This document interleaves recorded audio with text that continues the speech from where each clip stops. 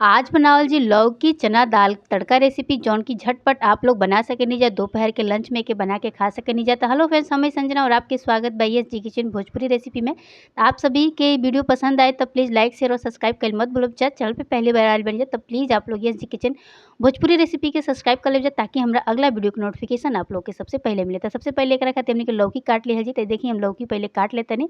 तो बड़ा साइज की लौकी बात हम आधा कटिंग कर देते नहीं और आधा के हम रख देते नहीं, आधा के हम सब्जी बना ले।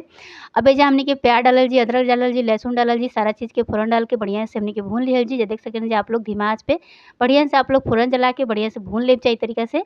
आप लोग कड़ी पत्ता अगर पसंद ना होके तो बिना कड़ी पत्ता के भी बना सकेनी जा। साइड में एजा हम जब तक प्याज भुनाता तब तक हम टमाटर काट लेते हैं। तो देखिए छोटा-छोटा साइज़ में एजा हमनी के टमाटर कटिंग कर लेवे के बा। ई टमाटर यस के पापा काटत ना आप लोग देख सकेनी जा।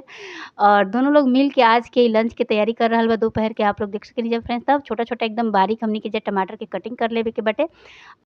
अब एजा हमनी के एकदम बारीक टमाटर के कटिंग कर लेले बनी जा। अब एकरा के हमनी के कढ़ाई में डाल दिहल जी। अब एमे हमनी के हल्दी, नमक और सब्जी मसाला डाल के एकरा के हमनी के भून लिहल जी। तो एजा हम सांभर मसाला डालले बनी। आप लोग अपना पसंद के एजा मसाला डाल सकेनी जा।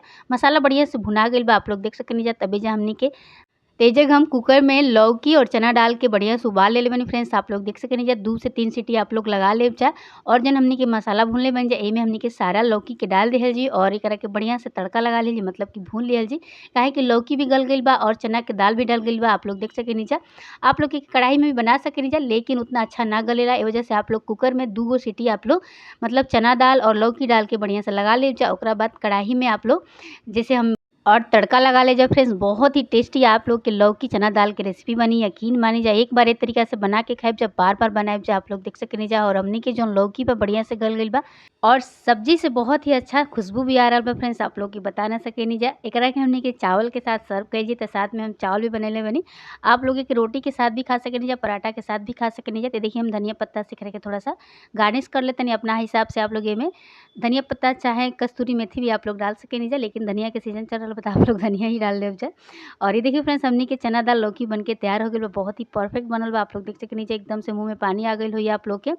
और ए जगह हम खाना के निकाल लेतनी, आप लोग चली जाई। देखिए लौकी के कलर कितना अच्छा आइल, मतलब कि सब्जी के कलर कितना बढ़िया आइल बा, आप लोग देख सकेनी जा। साथ में हम दही भी एजा लेले बनी, तो दही के भी हल्का सा फेंट लिहल जाए काहे कि गर्मी के सीजन चल रहल बा और दही थोड़ा सा दोपहर में खाइल ज़रूरी होला। ई पेट खातिर काफ़ी फ़ायदेमंद होला। तो दोपहर में आप लोग एमे तड़का लगा के भी खा सकेनी जा। और आप लोग चाहे तो एकरा के मतलब कि छाछ बना के भी पी सकेनी जा और आप लोग एक रायता बना के भी खा सकेनी जा। साथ में हम चावल भी बनैले बनी, आप लोग देख सकेनी। तो ए जगह हम चावल निकाले तनी फ्रेंड्स, आप लोग देख सकेनी जा एकदम खिला-खिला चावल बनल बा, आप लोग देख सकेनी जा। साथ में हमनी के दही भी ले लिहल जा। तो एजा हम दही लेत तनी। आप लोग रायता बना के भी दही के खा सकेनी जा, गर्मी के सीजन में काफ़ी फ़ायदेमंद होला।